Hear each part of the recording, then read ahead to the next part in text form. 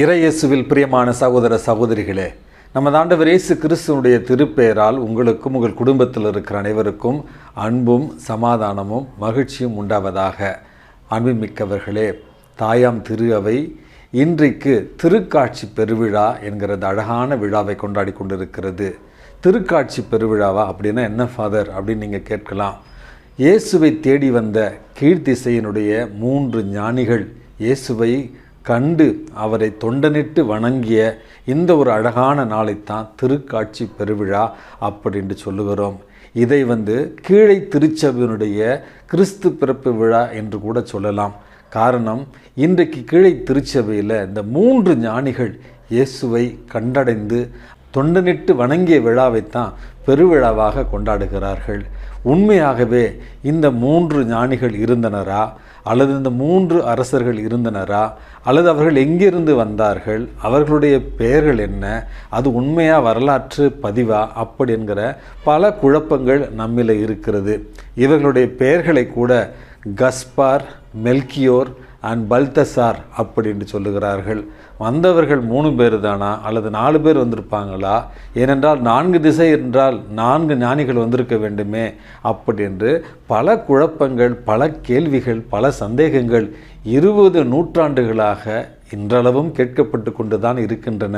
அன்புமிக்கவர்களே, அந்த கேள்விகளுக்கெல்லாம் முரணாக 20 ஆண்டுகளாக இந்த விழா கொண்டாடப்பட்டு கொண்டு வருகிறது.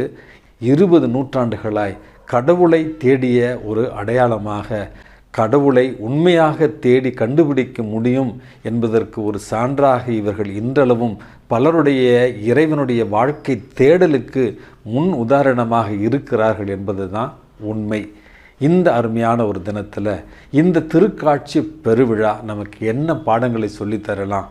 அன்புமிக்கவர்களே, கடந்த வாரம் நமது ஆண்டவர் இயேசு கிறிஸ்துவனுடைய திருக்குடும்ப பெருவிழாவை நம்ம கொண்டாடினோம். காரணம், குடும்பங்கள் இன்றைக்கு சிதைந்து போயிருக்கிற ஒரு சூழல்ல இந்த உலகில் குடும்பங்கள் என்றால் எப்படி இருக்க வேண்டும், தந்தையர்கள் எப்படி இருக்க வேண்டும், அன்னையர்கள் எப்படி இருக்க வேண்டும், குடும்பத்தில் குழந்தைகள் எப்படி இருக்க வேண்டும் அப்படி என்கிற நம்முடைய தனி குடும்பத்தின் விழாவாக திருக்குடும்பங்களாக நாம் எப்படி மாற வேண்டும் என்பதற்காகத்தான் அந்த விழாவை தாயாம் திரு அவை நம்மை கொண்டாட அழைப்பு விடுத்தது.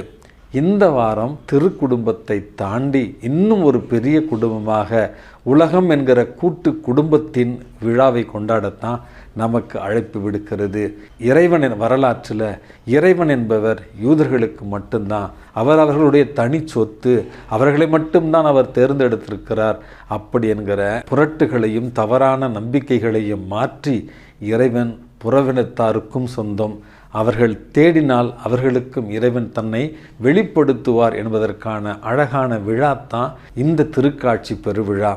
3 திசையிலிருந்து 3 அரசர்கள், ஞானிகள் மெய்யான ஞானத்தை தேடி, உண்மையை தேடி அவர்கள் மேற்கொண்ட அந்த பயணத்திற்கு இறைவன் பரிசாக தன்னையே வெளிப்படுத்திய ஒரு நாளாகத்தான் இந்த நாளை நம்ம பார்க்கிறோம். அன்புமிக்கவர்களே, இந்த அருமையான திருக்காட்சி பெருவிழா நமக்கு சொல்லித் தருகிற முதல் பாடமானது இறைவன் எல்லோருக்குமே பொதுவானவர். ஆகவே நாம் வாழுகிற இந்த உலகத்தில் இறைவன் எங்களுக்கு மட்டும்தான் சொந்தம், அல்லது இந்த கடவுள் மட்டும்தான் உண்மையான கடவுள், மற்ற கடவுள்கள்லாம் தீயாவிகள் அப்படி என்று பிரிவினையை பேசுவதை விடுத்துவிட்டு இறைவன் இன்றைக்கு புறவினத்தாருக்கும் தன்னை வெளிப்படுத்திய அந்த அழகான திருநாளை கொண்டாடுகிற நாம், இறைவன் எல்லோருக்குமே பொதுவானவர், இறைவன் எல்லோருக்குமே சொந்தமானவர், இறைவன் இந்த உலகம் என்கிற அவருடைய படைப்பில் இருக்கிற அனைத்து ஜீவராசிகளையும் அன்பு செய்கிறார், அனைவரையும் மீட்பதற்காகவே தன்னுடைய உயிரை கொடுத்து நம்மை மீட்டெடுத்திருக்கிறார் என்கிற உண்மையை புரிந்து கொள்ள தான் இந்த விழா நமக்கு முதலில் அழைப்பு விடுக்கிறது. 2வது செய்தியானது இறைவனை தூய்மையான எண்ணத்தோடு எல்லா கஷ்டங்களையும், துன்பங்களையும், சோதனைகளையும், வேதனைகளையும் இந்த உலகில் தாண்டியும் தேடுகிற பொழுது அவர் நமக்கு தன்னை வெளிப்படுத்துவார். ஆகவே தேடல் இருக்கிற அனைவருக்கும் இறைவன் கடைசியில் பரிசாக தன்னை வெளிப்படுத்துவார் அப்படி என்கிற தேடலுக்கான அந்த ஆன்மீக வேட்கை நம்மளை இருக்க வேண்டும் என்கிற 2வது செய்தியையும் இந்த விழா நமக்கு உணர்த்துகிறது. இந்த 3 ஞானிகளும் எருசலேம் வந்தடைந்த பொழுது ஏரோது அரசன் இவர்களுடைய பயணத்திற்கான காரணத்தை வினவுகிறான். இவர்கள் தாவீதினுடைய அரசர் பிறந்திருக்கிற இடத்தை தேடித்தான் நாங்கள் வந்திருக்கிறோம் அப்படி என்று கேட்டவுடனேயே அவன் கலக்கமுற்றான், எருசலேமும் கலங்கியது அப்படி என்கிற வார்த்தைகளைத்தான் நம்ம விவிலியத்தில் வாசிக்கிறோம். இறை தேடல் என்பது ஒரு சிலருக்கு மகிழ்ச்சியை கொடுத்திருக்கிறது. இறை தேடல் என்பது இங்கே ஏரோதுவுக்கும் அந்த எருசலேம் நகருக்கும் கலக்கத்தை உண்டு பண்ணியது அப்படி என்று நம்ம பார்க்கிறோம். ஏன் ஏரோதுவுக்கு அந்த விண்மீன் தென்படவில்லை என்று நம்ம யோசித்தோம் என்றால், பதவி ஆசை, இந்த உலகத்தில் பணம், பொருள் இவற்றிற்கான தேடல், இதன் ஒரு காரணமாக அவனுக்கு விண்மீன் அவருடைய கண்களில் தெரியவில்லை.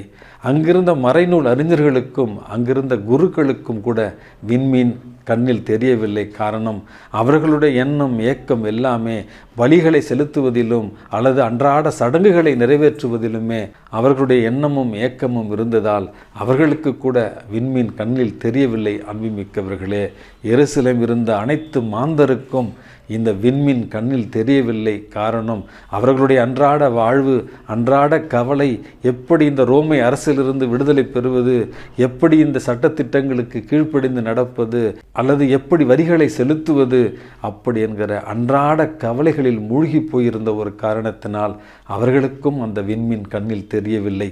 கடைசியில் திருச்சட்ட நூல்களில் அவர் எங்கே பிறப்பார் என்பதை அறிந்து கொண்டு இவர் பெத்லகேமில் தான் பிறப்பார் என்கிற செய்தியை மட்டுமே அந்த 3 ஞானிகளுக்கும் அங்கு உள்ளவர்கள் தருகிறார்கள். வெறும் அறிவிப்பை மட்டுமே தருகிறார்களே ஒழிய அந்த விண்மீனை அவர்களும் கண்டுகொள்ளவில்லை என்பதையும் நம்முடைய விவிலியம் நமக்கு தெளிவுபடுத்துகிறது. மறுபடியும் விண்மீனை கண்டவர்களாய் அவர்கள் இயேசுவை தேடி செல்லுகிறார்கள், மீட்பரை தேடி செல்லுகிறார்கள், யூதர்களுடைய அரசரை தேடி செல்லுகிறார்கள். தேடி சென்ற அவர்களுக்கு விண்மீன் நின்ற இடம் ஒரு சாதாரண மாடடை குடில். ஆகா, என்னடா இது, யூதர்களுடைய அரசரை தேடி வந்தோமே, ஆனால் இந்த விண்மீன் ஒரு குடிசையில் நிற்கிறதே என்று தயங்கி விடாமல், தயக்கம் காட்டி விடாமல் மாடடை குடிலுக்குள்ளே சென்று அங்கே அவர்கள் தாழ்ந்து பணிந்து மண்டியிட்டு அந்த குழந்தையை வணங்கினார்கள் என்றும் விவிலியத்தில் நம்ம வாசிக்கிறோம். நம்முடைய வாழ்க்கையினுடைய தேடல்களில் பல நேரங்களில் ஆடம்பரங்கள், அதிசயங்கள், அற்புதங்கள் நிகழும் என்று இறை தேடலில் ஈடுபட்டிருக்கிற நமக்கு இறைவன் பல நேரங்களில் தாட்சியாகவும் எளிமையாகவும் வெறுமையாகவும் காட்சி அளிப்பார் என்பதற்கான சான்று தான் இந்த 3 ஞானியர் இயேசுவை மாடடை குடிலில் சந்தித்து தங்களுடைய வணக்கத்தையும் தங்களுடைய ஆராதனையும் தங்களுடைய பரிசு பொருட்களையும் கொடுத்ததை நமக்கு அது உணர்த்துகிறது. அன்புமிக்கவர்களே, ஒரு சின்ன கதை ஒன்று ஞாபகம் வருகிறது.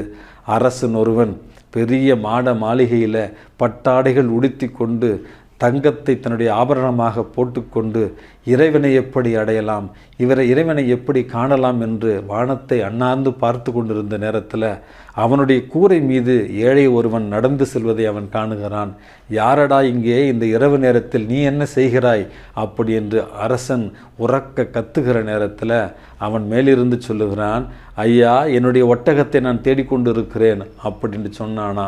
கீழே இருந்த அரசன், அடே முட்டாளே, அரச மாட மாளிகையில் உன் ஒட்டகம் இருக்கும் அப்படி என்று கேட்கிற நேரத்தில் அந்த ஒட்டகத்தை தேடி வந்தவன் சொன்னானா, நீ பட்டாடை உடுத்து கொண்டு தங்க ஆபரணங்களை அணிந்து கொண்டு மெத்தையிலே படுத்து கொண்டு இறைவனை காணுவதற்கும் இறைவனோடு உறவாடுவதற்கும் முயற்சி செய்யக்குள்ள நான் இங்கே என்னுடைய ஒட்டகத்தை தேட முடியாதா அப்படி என்று சொன்னானா.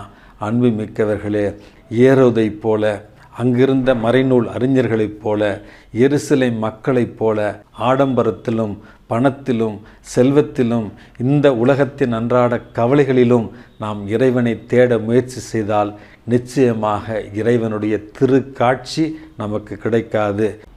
இறைவனுடைய இருப்பிடத்திற்கு வழிகாட்டிய விண்மீன் நம் கண்களுக்கு தெரியாது என்கிற உண்மையை புரிந்து கொண்டவர்களாய் இந்த உலகத்தில் நமக்கு விண்மீனாய் இருக்கிற நம்முடைய திருவருட்சாதனங்கள் மற்றும் திருவழிபாடு, இவைகள்தான் உண்மையான இறைவனிடத்தில் நம்மை கொண்டு சேர்க்கின்ற இந்த உலகத்தின் அடையாளங்கள். மிகச்சிறப்பான விதத்திலே திருவருட்சாதனங்களிலே மிக முக்கியமாக இருக்கிற திருப்பலி மற்றும் ஒப்புரவு அருட்சாதனங்கள் வழியாக இறைவன் இறை வார்த்தையின் வழியாக இறைவன் ஒவ்வொரு நாளும் விண்மீனாய் நமக்கு வழியை காட்டுகிறார், உண்மையை நோக்கி நம்மை அழைத்துச் செல்கிறார். இந்த திருவருட்சாதனங்கள் வழியாக இறைவனுடைய அருளை நாம் பெறுகிறோமா? இறைவனுடைய ஆலோசனையை நாம் பெறுகிறோமா? இறைவனுடைய உடனிருப்பை நாம் உணர்ந்து கொள்கிறோமா? இறைவனுடைய வழிகாட்டுதலின்படி நாம் நடக்கிறோமா என்கிற அடிப்படையான கேள்விகளோடு இந்த திருக்காட்சி பெருவிழாவில் இறைவன் தம்மையே நமக்கு வெளிப்படுத்த ஆவலோடு காத்திருக்கிறார். இருகரம் விரித்து நமக்காக காத்திருக்கிறார். இந்த உலகத்தில் பெரிய குடும்பமாக, கூட்டு குடும்பமாக இருக்கிற ஒவ்வொருவரையும் நம்முடைய சகோதர சகோதரிகளாய் ஏற்றுக்கொண்டு விண்மீன் காட்டுகிற திருவருட்சாதனங்கள் கொடுக்கிற அருளை பெற்றுக்கொண்டவர்களாய் நமது ஆண்டவர் இயேசு கிறிஸ்துவை நாமும் கண்டு தொண்டனிட்டு வணங்கி நம்முடைய வாழ்வை அவருக்கு பரிசாக இன்றைக்கு இறைவனிடத்தில் மன்றாடி செபிப்போம். எல்லாம் வல்ல இறைவன் தந்தை, மகன், தூய ஆவி உங்களையும் உங்கள் குடும்பத்தில் இருக்கிற அனைவரையும் நிறைவாக ஆசிர்வதித்து பாதுகாத்து வழிநடத்துவாராக. ஆமேன்.